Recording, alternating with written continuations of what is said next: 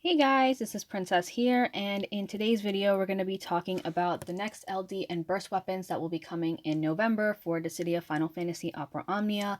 So the first one we're going to talk about is going to be for the OG shield, which is Warrior of Light.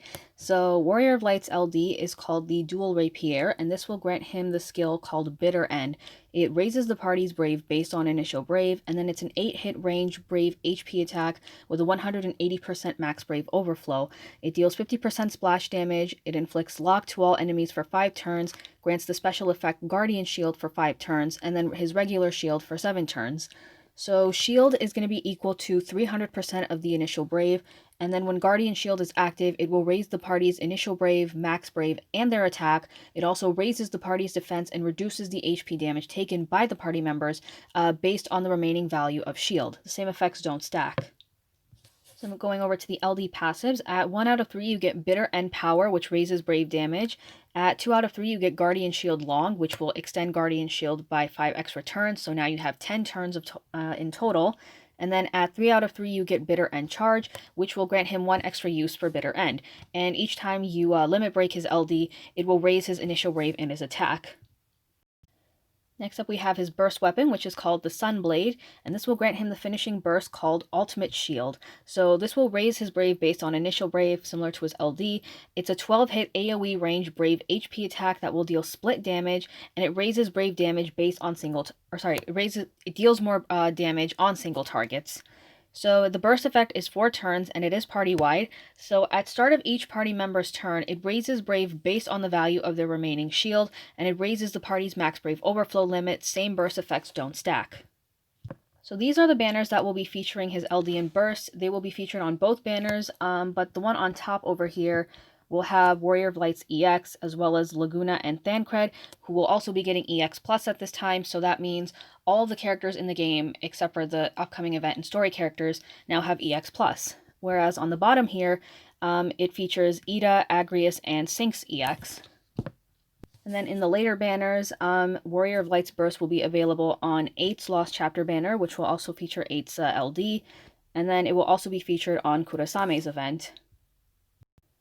Moving on to Kuja, so his LD is called the Elemental Cores, and this will grant him the skill Seraphic Star. It's a 2-hit AoE Holy Magic Brave HP attack delivered 7 times. The brave attacks are distributed based on the number of enemies. It has a 120% max brave overflow. It deals split damage, and it raises brave by 20% of the total HP damage dealt after each attack, except for the last one. This will also grant Terra's Crystal for 6 turns, which will raise the party's max brave and attack, and it also wholly enchants the party, and the same effects don't stack. Going to his LD passives, so 1 out of 3 is a pretty long one. At 1 out of 3, you get Ultima 9 Buff Start and Mighty Seraphic Star Triple Plus. So this raises brave damage for Seraphic Star, and it will also grant him 4 levels of Soul Cleave, and also grants him Max Brave up and Magic Attack up for 5 turns. So Terra's Crystal will change his Brave and HP attacks into Brave HP Attack Triple Plus. So Brave Attack Triple Plus is now 3 Brave hits with a higher Brave potency. It grants 2 levels of Soul Cleave, and for HP attack Triple Plus, it's now a 3-hit Holy Magic Brave HP attack with a 120% max brave overflow and higher brave potency, and will also grant him 2 levels of Soul Cleave. Then at 2 out of 3, we have Terra's Crystal Long, which will extend Terra's Crystal by 6 turns. So now he has 12 in total. And then at 3 out of 3, he gets charged Seraphic Star, so he gets 1 extra use of Seraphic Star. And each time you limit break his LD, it will raise Kuja's attack. Now we have his burst weapon, which is called the Quartz Cores, and this will grant him the burst, or the finishing burst, Flare Star. It's a 15-hit AoE Holy Magic Brave HP attack that does split damage, and it will also deal more damage on single targets. So the burst effect is 5 turns, and it is party-wide. It will raise brave damage and grants Holy Enchant. It raises max brave damage limit and the stolen brave overflow limit. The same burst effects do not stack. So Kuja's LD and Burst will be featured on the World of Illusions Bahamut banner, so he is also going to have Super Synergy as well. So if you're missing any characters who still need their boards farmed, you can use him, or you could use Rydia, Porum, Papalamo, Garnet, or Lulu, because they will also be featured on this banner. And then his Burst weapon will be featured on Gal's Lost Chapter banner, and then it will also be featured on Gladio's event banner, which you know I'm going to pull for. So with all that being settled, I'm going to head over to Opera Omnia JP and I'm going to showcase Warrior of Light and Kuja's LD and Burst. So I will be right back. Okay, so we're back in Opera Omnia JP. So here's my Warrior of Light over here, and just to show, I do have his LD passive equipped on him. And I do have his burst weapon. I've also got Kuja's burst here, and I also have his LD, which is right over here, right there.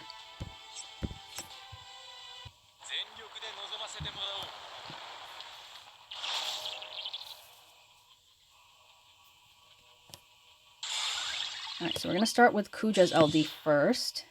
If I can get to it. There we go. Look at that. It's beautiful, isn't it? Alright, now we're going to do Warrior of Light's LD. And remember, the Brave game is based off his initial Brave. And now we have 10 turns of Guardian Shield, so this is what it looks like over here. So now we're going to go in with Kuja's Burst, and as I'm just going through this, I will explain the question, should you pull? So for Kuja, I would say yes, because he does like change a lot. With his LD and Burst, he now enchants the party with Holy. LD does make him party support, same with his Burst. The LD does make it easier for him to get to 4 levels of Soul Cleave. And also, he doubles as a board farmer with his LD.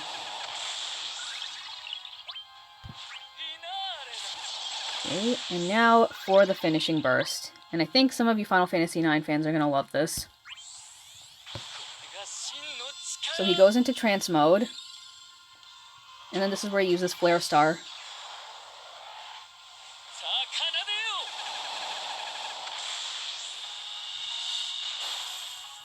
And just like that. Alright, so now I'm going to do this over again, but this time I'm going to showcase Warrior of Light's Burst.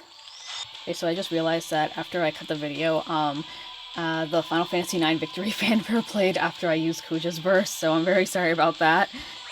But anyway, moving on to Warrior of Light now. So, should you pull for Warrior of Light? I would say yes. He's become a much better shield now with his LD and his Burst. He's a much better party support now, provides a lot more Brave Battery. He can reduce damage with his LD, and his Burst effect makes him a much better party support.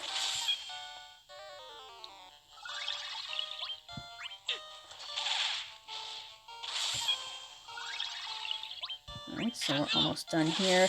His Burst animation, before Furians came out, it was one of my favorites.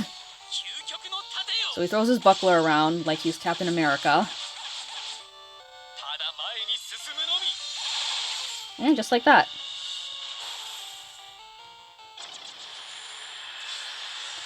Alright, so that covers up everything for Warrior of Light and for Kuja.